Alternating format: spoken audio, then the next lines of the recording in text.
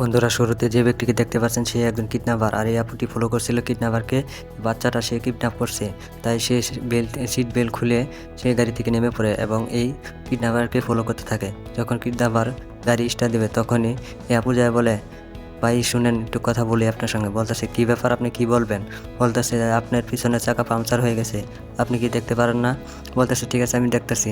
তখন এই আপুটি চলে যাওয়ার ভান করে। যখন সে পিছনে ঘুরে চাকা দেখতে যায় তখনই এই আপুটি দৌড় দিয়ে সেই গাড়ির ভিতরে উঠে লক করে সিট বেল্ট লাগাই ফেলে এবং গাড়ি স্টার্ট দেয়। যখন এই লোক দূর ফিরে যায় বলে, আপনি আপনার গাড়িতে উঠতে কেন স্টার্ট দিচ্ছেন গাড়ি? তখন বলতেছে, আপনি বুঝতে পারেন না কি জন্য গাড়ি স্টার্ট দিচ্ছি?